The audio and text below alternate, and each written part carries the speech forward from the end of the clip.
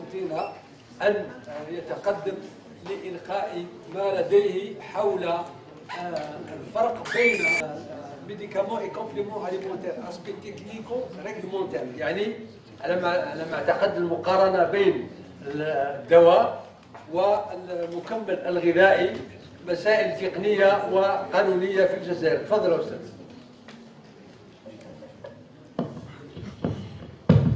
Shukran.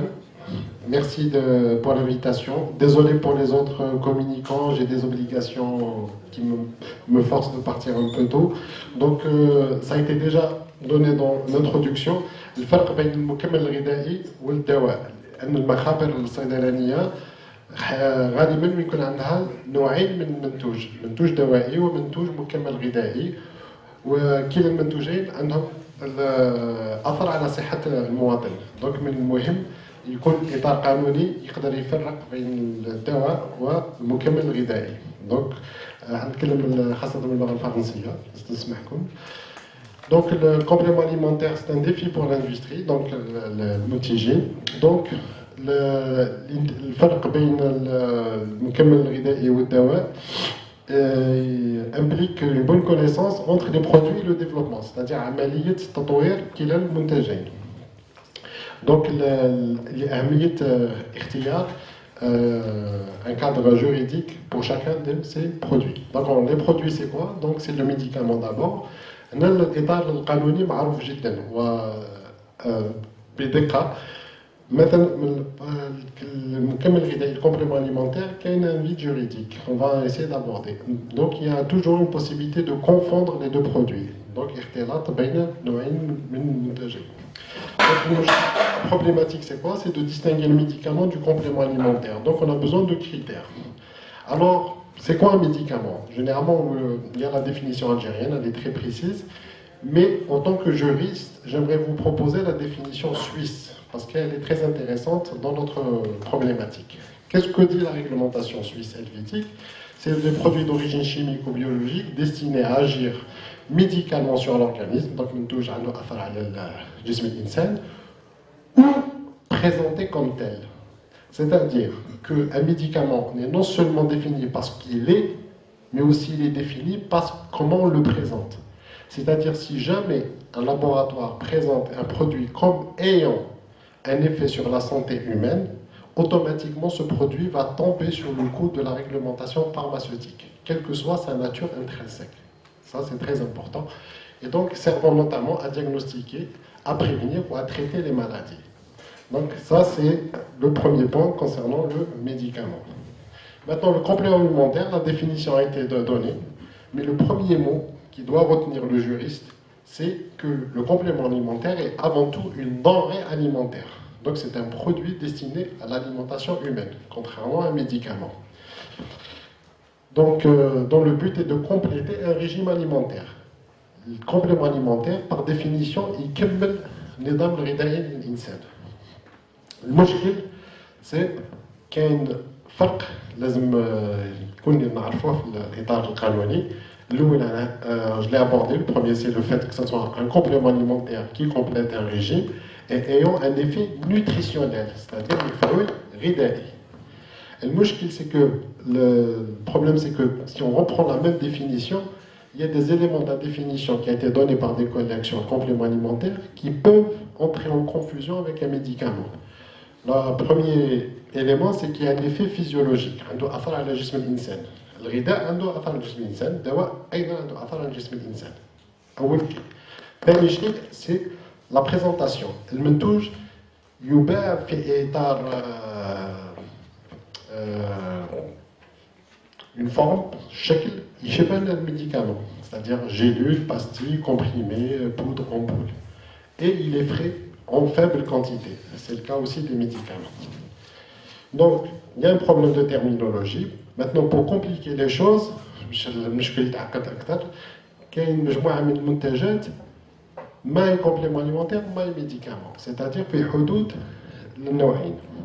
Donc on les appelle alicaments, donc on a combiné les deux termes, alicaments. En anglais, on les appelle aussi nutraceutical, c'est-à-dire entre nutri et pharmaceutical, ou bien carrément functional food, c'est-à-dire غذاء عنده وظيفة وعنده أثر. Donc, pour l'alicament, il y a un groupe de réflexion américain qui a proposé cette définition. C'est une substance qui peut être définie comme un aliment ou un composant d'aliment, c'est-à-dire جزيئة من الغذاء ونعتبروها كمكمل أو كدواء qui fournit un bénéfice médical de santé incluant la prévention et le traitement des maladies. Donc, une origine alimentaire, mais avec un effet sanitaire. Donc, en réalité, c'est la fin qui justifie les moyens.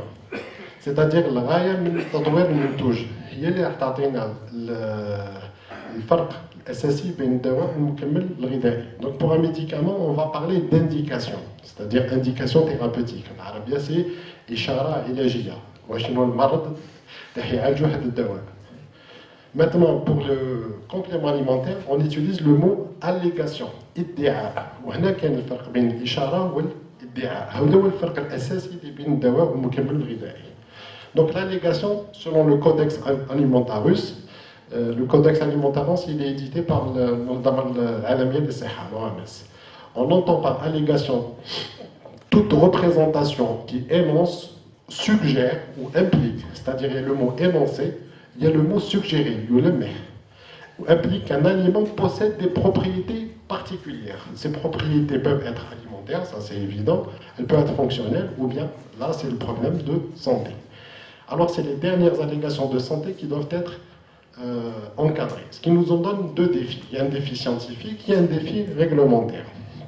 Pour le défi scientifique, ça c'est simple, il faut faire des tests pour prouver l'efficacité de tel ou tel produit. Donc je ne vais pas trop détailler ça. Maintenant, si vous prouvez que votre complément alimentaire a suffisamment d'effets thérapeutiques, il y a un risque de glissement, c'est-à-dire il va quitter la catégorie complément alimentaire pour aller vers l'indication et donc catégorie médicament. Ça arrive souvent. Pardon. Défi réglementaire, c'est la formulation qui ne doit pas entraîner une confusion. C'est-à-dire, du moment où vous avez opté complément alimentaire, il ne faut pas que, quand vous présentez le produit, les gens puissent penser que c'est un médicament. Et là, je vais vous donner l'exemple de la réglementation américaine qui a été citée par le Codex. C'est la FDA, c'est l'agence. D'ailleurs, son nom est assez probant. Food and Drug Administration. C'est l'agence qui est compétente dans le domaine alimentaire et en même temps dans le domaine du médicament. Alors, les règles de la FDA, c'est quoi? L'allégation ne doit pas suggérer que le produit a un effet sur une maladie. C'est-à-dire, il ne faut pas que le mot de l'énoncé de la maladie soit associé au produit. L'allégation ne peut pas faire référence à un symptôme, c'est-à-dire un signe d'une maladie. L'utilisation de termes tels que maladie, antibiotiques, diurétiques, antidépresseurs, c'est-à-dire des termes issus du monde scientifique et médical, ne doivent pas être mentionnés. Une allégation ne peut pas se cacher sous le nom d'un produit. Parfois, les gens trichent, c'est-à-dire ils ne disent pas la maladie, mais ils vont choisir un nom pour le produit qui fait penser à maladie. C'est-à-dire, par exemple, un traitement supposé aider le malade diabétique, ils vont choisir un terme où la racine diabète ou sucre, ainsi de suite, peut être utilisée. L'allégation ne doit pas se référer au principe actif, c'est-à-dire le madd al-fa'ala fi dawa. C'est celui considéré comme un médicament, bien sûr. L'utilisation de photos ou de quelconque représentation de la maladie est interdite. C'est-à-dire le fabricant n'utilise pas le terme de la maladie, mais fait une illustration, une image. Par exemple, si c'est une douleur musculaire, ils vont faire un muscle, par exemple, avec la couleur rouge vive. Ils vont penser que c'est une arthrose, ainsi de suite. L'allégation peut suggérer que le complément alimentaire ou l'un de ses ingrédients peuvent se substituer à la maladie, au traitement. Ça, c'est plus grave, c'est-à-dire qu'ils disent que c'est un complément alimentaire, mais qui peut remplacer un médicament. Ça, il ne faut pas le faire, ça c'est clair. Donc, le support de l'effet, comme je l'ai dit, c'est le principe actif pour le médicament. Pour le complément alimentaire, ça a été déjà traité. Généralement, c'est assez complexe, ce n'est pas un seul composé. La composition, ça sera surtout des vitamines et des minéraux, c'est le cas de la réglementation algérienne, mais pas seulement. Dans le monde, on utilise des protéines, des micro-organismes comme les levures, les probiotiques, ainsi de suite, et les extraits végétaux. Donc, ça a été déjà mentionné, le décret du ministère du Commerce qui régularise, qui régit cette catégorie de produits, insiste sur le caractère vitaminique et minéral. Donc, Maintenant, une des solutions pour que la réglementation puisse différencier les produits, c'est de traiter la question de la dose. Parfois, il y a des teneurs des mêmes substances qui existent dans un complément alimentaire et dans un médicament, mais la concentration diffère. Pour les teneurs des compléments alimentaires, ils doivent être en adéquation avec le profil nutritionnel, c'est-à-dire la concentration du produit, elle doit être là juste suffisante pour compléter le régime alimentaire. Si jamais vous mettez une concentration trop élevée, vous risquez d'avoir un effet plus important qui assimile le produit plus à un médicament qu'un simple complément alimentaire. Donc, généralement, ça, c'est la démarche qui a été adoptée par les autorités réglementaires européennes. Bon, je ne vais pas trop détailler le schéma. Donc, vous avez grosso modo trois situations. Une personne qui a un déficit, c'est-à-dire elle manque de vitamines, elle manque de minérales, on lui donne les compléments pour compenser, c'est-à-dire on va tomber dans la zone verte. Donc, c'est la quantité suffisante. Mais si vous donnez beaucoup plus qu'on a besoin, vous allez observer des effets importants qui peuvent l'assimiler à un médicament. Donc, grosso modo, c'est ça la différence. Et donc, avec parfois des médicaments, je vais vous citer le cas d'un médicament, je n'ai pas dit un complément alimentaire vendu en Algérie. S'il y a des femmes parmi vous qui ont été enceintes, elles ont dû le prendre, c'est la vitamine B9 et le fer, tout simplement, pour conjurer les risques d'anémie. Quand vous voyez la composition, vous dites ça, c'est pas un médicament, ça c'est un complément alimentaire. Or, c'est un médicament. Pourquoi? Parce que la dose qui était utilisée était assez élevée. D'ailleurs, la réglementation européenne vous donne ce tableau. Donc, quelle est la concentration maximale dans un complément alimentaire entre une vitamine et un sel minéral? Et donc, si jamais vous dépassez les seuils, vous allez quitter le statut de complément alimentaire pour tomber dans le statut de médicament. Donc, c'est un des moyens que le législateur algérien pourrait utiliser pour différencier le médicament du complément alimentaire.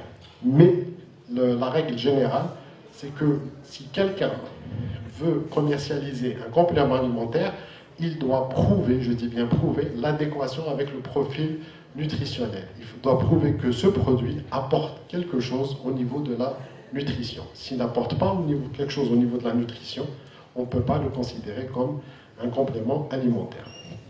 Donc, ceci nous donne que le producteur ou le laboratoire fabricant, il a une marge de manœuvre. Hamish Munawara, il peut considérer que c'est un produit et un médicament. Il peut parfois considérer que c'est un complément alimentaire. Sauf qu'il est plus facile en Algérie de commercialiser un complément alimentaire qu'un médicament. C'est pour cela qu'il y a beaucoup de laboratoires qui s'orientent vers le statut complément alimentaire, plus pour des facilités administratives que autre chose. Donc en conclusion, donc une réflexion, et d'ailleurs je salue l'initiative de cette journée qui fait suite à celle qui a été organisée par le CRSP sur cette même thématique. Donc on demande vraiment qu'il y ait une vigilance réglementaire avec tous les acteurs juridiques, sanitaires, ministère du Commerce, voire même ministère de l'Industrie pharmaceutique, pour apporter cette réponse. La dose, elle peut être un élément, mais ce n'est pas le seul. Donc c'est un critère pertinent, mais il est insuffisant.